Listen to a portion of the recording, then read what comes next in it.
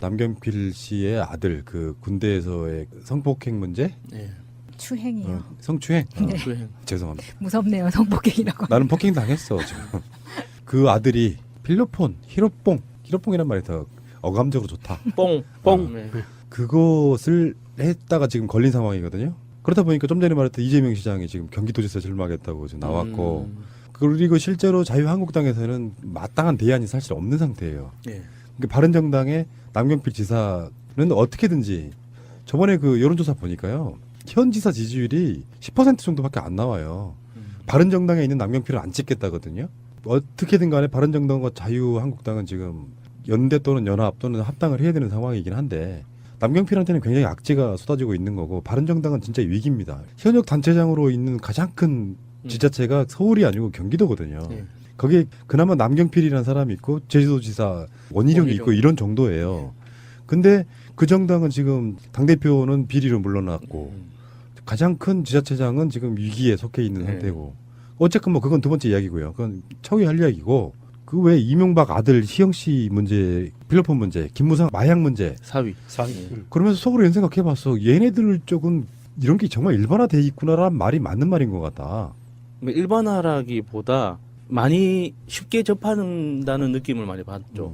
제가 주변에 아는 분들 중에서도 이런 케이스를 봤거든요. 돈이 너무 많고 딱히 바쁜 일이 없고 집안 분위기가 굉장히 너그럽고 어떤 뭐 친구하고 뭐 폭행 사건에 대해서도 너만 안 다쳤으면 됐어라는 이런 식의 이제 그 분위기에서 성장한 그런 가족에서는 분위기가 그냥 물고 가더라고요. 그래서 뭐 삼촌도 하고 뭐 사촌 형도 하고 아버지도 하고 아들도 하고 이렇게 차례차례로 이제 들어갔다 나왔다 하는데도 집에 돈이 많고 받쳐주니까 그럭저럭 살아가더라고요. 근데 이거는 지금 대마초나 이런 게 아니라 완전 히로뽕이잖아요. 예, 이게 굉장히 좀 필로폰은 진짜 좀 죄질이 센 나쁘죠. 거죠. 예. 이게 향정신성 의약품도 좀 따로 관리를 하고 여러 가지 항목으로 다 되지만 이 마약은 마약 중에서도 정말 죄질이 나쁜 거거든요. 필로폰은. 비싸기도 해요. 지금 1회 투약분이 0.03g이고 국내에서 가격은 1회 투약하는데 10만 원 정도 한다고 하거든요. 그러면 헐. 얘가 가지고 온 4g 정도면 국내에서는 1,300만 원 정도 한다는 거예요. 근데 지금 중국에서 사가지고 온 게 40만 원에 사온 거잖아요. 그러니까 얘네는 중국 가서 사올만 한 거예요. 아무리 돈이 많아도. 싸니까 네. 구하기 쉽고. 비행기값 해도 남는 거죠. 남는 거네요. 일단 중국에 가서 구매하는 경우는 국내에서 사다가는 이게 사실은 경찰 수사에 걸리기 딱 좋아요. 경찰들이 마약 사범들을 단속을 할 때 이 중간 유통 과정들을 중국에서 걸렸으면 사형인데. 중국에서는 안 걸리고요. 그런데 이제 이게 문제는 공항에서 쉽게 반입이 됐다는 거고요. 이게 공항에 아침 일찍 들어오는 경우에는 이 마약류나 이런 세관 검색들이 좀 허술한 게 있다 해서 아침 일찍 들어오면서 이게 통과가 됐다는 거고요. 4g을 갖고. 뭐 새벽 1시에 입국해서 그랬다는 이야기가 있는데 이게 속옷에 숨겨서 들어왔다고 하거든요. 그럼 4g이면 정말 소량이니까 그럴 수도 있는데 제가 이 마약 검사 한번 당해본 적이 있어요. 그러니까 저는 소금을 좀 많이 사가지고 들어왔을 때였는데 그게 이제 이렇게 보니까 파우더로 보이니까 가방부터 옷이랑 다 뒤지는 거예요. 좀 기분은 나빴지만 나는 뭐 떳떳하니까 다 뒤져봐라 이제 이렇게 했었는데 이 4g을 뭐 속옷 안에 숨겨왔다고 해서 들어왔다는 건 이건 정말 말이 안 돼요. 제가 기분이 나쁜 게 뭐냐면 이거는 파리에서 한국으로 들어오는 그냥 직항만 타도 모든 승객의 짐을 엑스레이하고 까보는 거 다 하거든요. 100%. 그렇죠. 근데 이 사람 안 걸렸다는 건 너무 지금 기분 나빠요, 이거는. 그때는 아까 그 세관 이런 데 걸리면이잖아요. 네. 그 소금을 뿌려요. 액땜하는 거로. 그렇죠. 이게 이제 그 프랑스 같은 경우에 파리에서는 이게 그러니까 우리 인류가 갖고 있는 그 뭐라고 트라우마가 있어요. 프렌치 커넥션이라고 많이들 들어봤을 거예요. 그러니까 미국의 그 마약이 입수되는 경위가 남미나 중미에서 바로 다이렉트로 들어가던 거에서 프랑스를 거쳐 들어가는 방식으로 바뀌는 걸 보고 프렌치 커넥션이라고 그러거든요.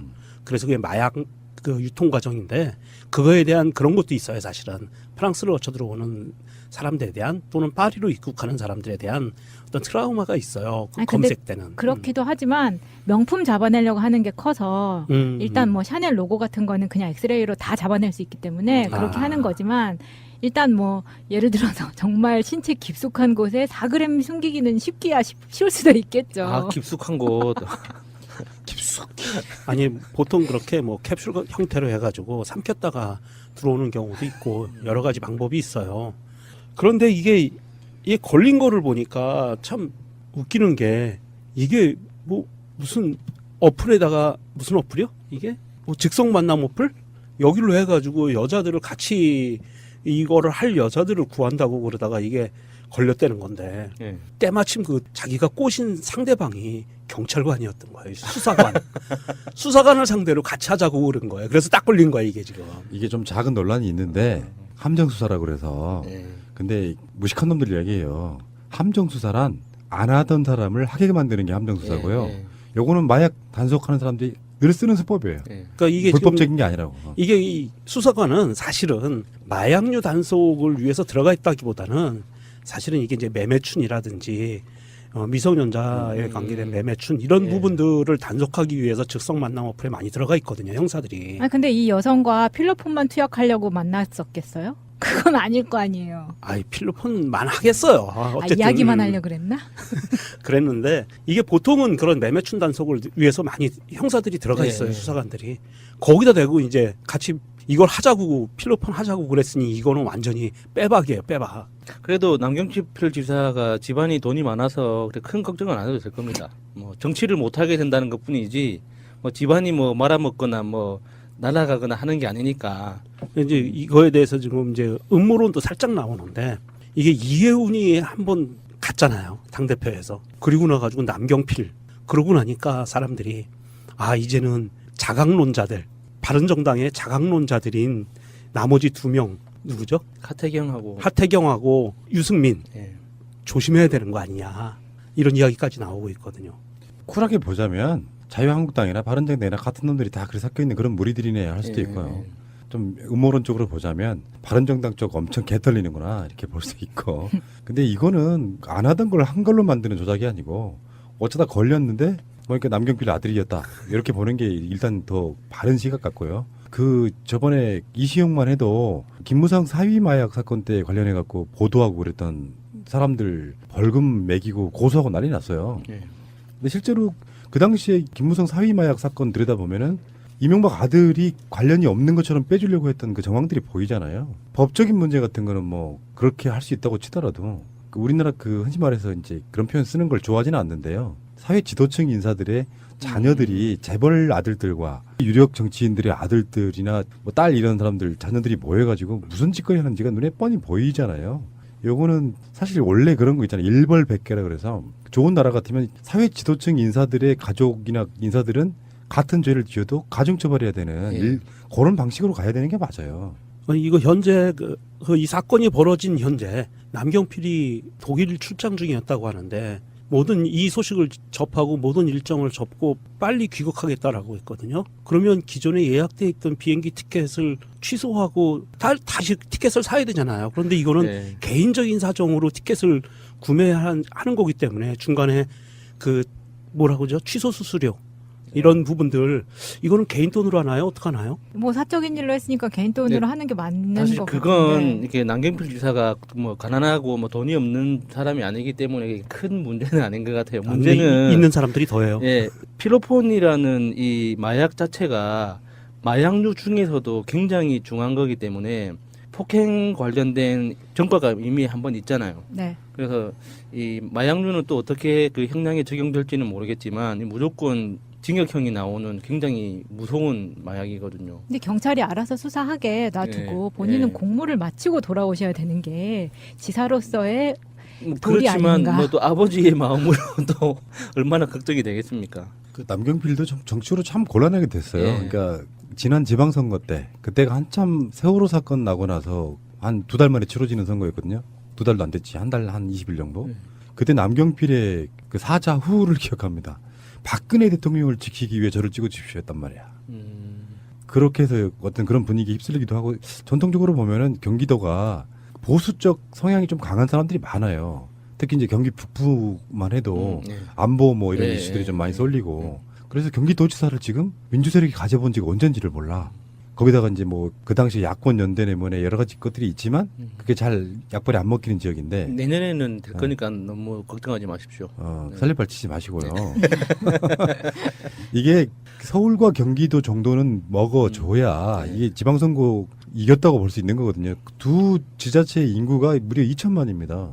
2천만 인구. 그 정도는 이게 우리 땅으로 확보를 해줘야. 아, 설레네요. 네. 근데 사실 남경필은 그 평가할 지점은 딱 하나 있다고 봅니다.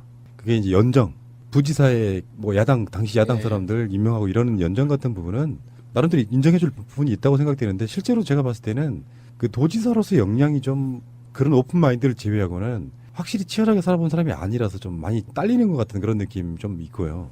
재출마를 하거나 뭐 수구 보수 적폐 정당의 후보로 나온다고 해도 이 정도의 데미지면은 힘들죠. 아마 예. 경선 통과하기가 좀 힘들 거예요. 예.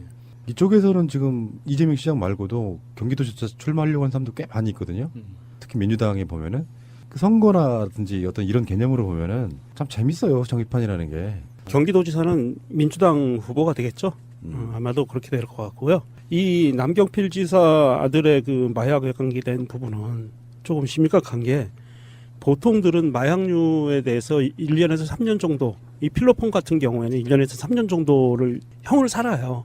그런데 이게 심각한 게 뭐냐 하면 이게 매매의 시도를 했던 거잖아요.